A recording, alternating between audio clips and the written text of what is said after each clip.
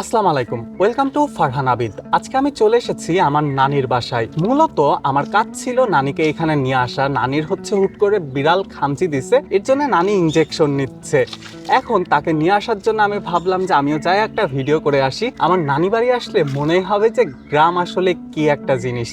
আমার নানি বাড়িতে আসলে গ্রামের পুরো একটা ভাইব পাবেন আপনারা।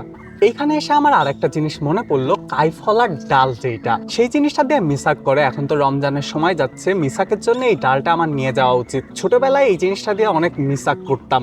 এর সাথে ছোট্ট ছোট্ট একটা ফল হয়, সেই ফলটাও খাইতাম। যদিও এখন ফলের সিজন নাই। আমি কাইফলার ডালের ওইখানে গেছিলাম। আচ্ছা দাঁড়ান, আগে আমার নানির বাসাটা দেখায়নি আপনাদের।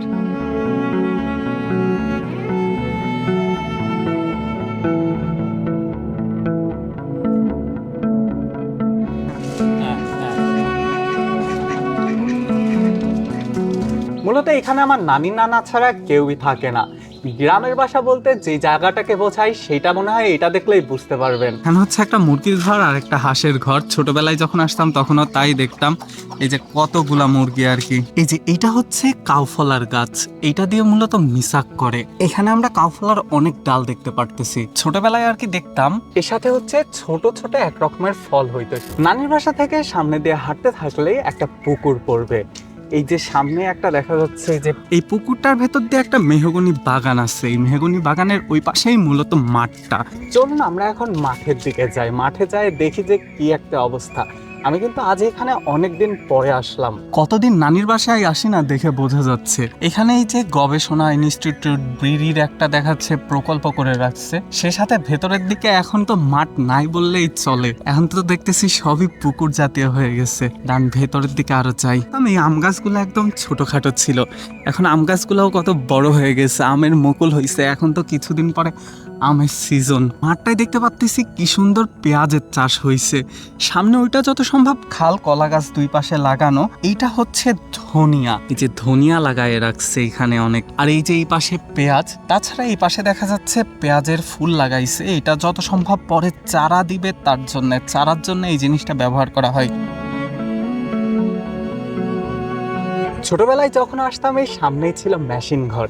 এখন সেই মেশিন ঘরটা আছে নাকি জানি না, চলুন সামনে যাই দেখে আসি।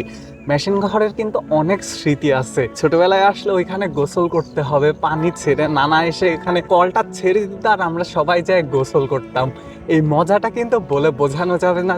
যারা হয়তো গ্রামে গোসল করছেন মাঠে, তারা এই জিনিসটা অবশ্যই জানেন।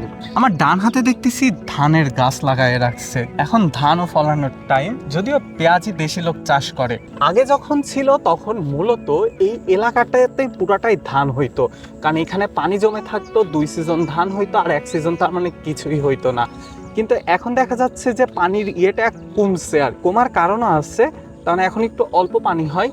এই যে এই খালটা খননের জন্য, আগে এই দিক দিয়ে এই যে এই খালটা দেখা যাচ্ছে, এই খালটা ছিল না, কিন্তু এখন এই যে খালটা হয়েছে এর জন্য পানিটা এখান থেকে ভালোভাবে নিষ্কাশন হইতে পারে। এই যে এখানে একটা ছোট্ট ব্রিজ দেখতে পারতেছি।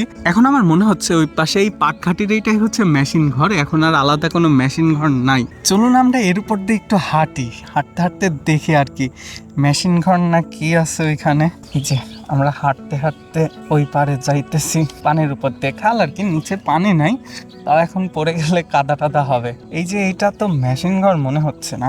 ও আচ্ছা, এখনকার প্রসেসিংটা চেঞ্জ হয়েছে, এতক্ষণে বুঝলাম। এখানে হচ্ছে ডিরেক্ট একটা মোটর বসানো পানির নিচে, তানে খালের নিচে। এটাই হচ্ছে এখনকার মেশিন ঘর, আর পাশে একটা ঘর করে রাখছে। আগে জিনিসটা অন্যরকম ছিল। পুঁটি মাছ কি পাওয়া যায় ভাই? কয়টা? তারা না ওই পাশে আইসে দেখতেছি। ভাই নাকি ওইখানে অনেকগুলাই পুঁটি মাছ ধরছে। এখানে হচ্ছে কাদা আশেপাশে দেখে তারপর চলাচল করতে হচ্ছে, হুটহাট পা ফেললে পিছলাই পড়বো। আমি ওই পাশে যাই দেখি ভাই কতগুলা পুঁটি মাছ ধরছে। দাঁড়ান, তার আগে এই পাশের কয়েকটা ভিউ নিয়ে নি। মাঠটা যে কত সুন্দর, না দেখলে বুঝবেনই না। আশপাশে যেখানে ধান চাষ হয়েছে সেখান দিয়ে তার মানে খুবই সাবধানে চলাফেরা করতে হয়, কারণ এখানকার পাড়ে টাড়ে পানি থাকে, কাদা থাকে। ধান চাষে হচ্ছে প্রচুর পরিমাণে পানি লাগে, এর জন্য এই জিনিসটাই কিন্তু অনেকটা কস্টলি হয়ে পড়ে। আর আমার এই যে বাম পাশে চাষ করছে অনেক সুন্দর গম, এগুলা কিছুদিন পর সোনালি হয়ে যাবে, তখন কিন্তু আরো দেখতে সুন্দর লাগবে। ওই পাশে যাওয়ার আগে এই দিক থেকে প্রজেক্টটা দেখে আসি। এখানে অনেক বড় একটা প্রজেক্ট আছে, বিশাল একটা পুকুর, 14 বিঘার উপরে মাছ চাষ করে এখানে। চলুন এই প্রজেক্টে দেখে আসি। প্রজেক্টে মূলত কলা গাছই চাষ করে রাখছে। এই যে এই পাশ দিয়ে উঠলে, প্রথমেই উঠতে একটু যাই হোক ঝামেলা, এই যে এই পাশ দিয়ে উঠলে প্রথমেই কলা গাছ। সাদা শার্ট পরে আসছি, এর আগে আমার অনেক সাদা শার্ট নষ্ট হয়েছে একমাত্র শুধু এই কলা গাছের জন্য। কলা গাছের সাথে লাগলে ওই শার্টের ইতি। যাই হোক, এই যে পুকুরে মাছ চাষ করছে, চলেন দেখে আসি কত বড় পুকুর।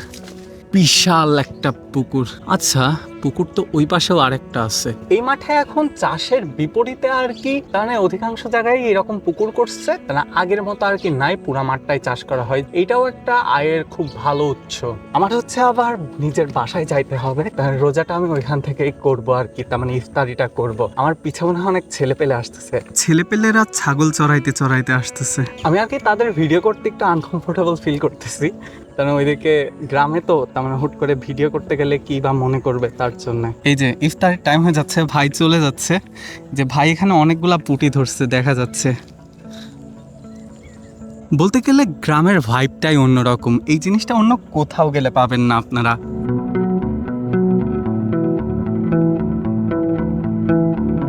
যাই ওইদিকে নানি দেখি মিসাকটা মনে হয় কেটে রাখছে, আমারও আর কি তাড়াহুড়া করে যেতে হবে। দেখে মনে হচ্ছে কতদিন প্রকৃতির মাঝে আসি না। আমি কিন্তু আবার নানি বাড়িতে খুব শীঘ্রই আসবো। ইন ডিটেলসে আমার নানি বাড়িটা দেখাবো, এখানে আর কত কি আছে। খুব ভালো লাগতেছে প্রকৃতির মধ্যে আসলে, মানে এখানকার নিঃশ্বাসটাই অন্যরকম, মনে হয় যে সব কিছুই ভালো লাগতেছে, একটা অন্যরকম অক্সিজেন আসতেছে নিজের শরীরে। মানুষ যে কেন শহরে থাকে তাই মনে হচ্ছে এখন। এই যে এখানে হচ্ছে পটকা গাছ আছে অনেক, এগুলো হচ্ছে ধনিয়া। আর এই যে এর ভেতরে পটকা, এই যে এর ভেতরে পটকা আর কি। এই জিনিসগুলার ভেতরে বলে একরকম বিচি হয়, সেগুলা খাই। এগুলাকে কি নাট বলে যেন। এই জিনিসটা কেউ ফাটাইছেন কোনো দিন? আমি কিন্তু ছোটবেলায় অনেক ফাটাইছি। এইটা যে কিভাবে ফাটাই সেই জিনিসটা কিন্তু আমি ভুলে গেছি। এই যে পটকা গাছ, ছোটবেলার কথা মনে পড়ে যাচ্ছে একদম। আচ্ছা, আরো একটা জিনিস, ভাট্টের শাক। ভাইট্টের শাক চেনেন? এই যে এই লাল রঙের, এটা হচ্ছে ভাইট্টের শাক। আমরা ছোটবেলায় তুলতাম, এই যে সবুজ বর্ণের, এগুলা পেকে গেছে। ভাট্টের শাকের যে একটা অসাধারণ তিতা টেস্ট। আমি ছোটবেলায় এসে এই যে নানি বাড়িতে এই ছোট ছোট গাছ ছিল, আমরা ওইগুলা তুলতাম। ওইগুলাকে আগাছাই একরকম বলা হইতো, কিন্তু এগুলা ভেজে খাইতে যা টেস্ট লাগতো।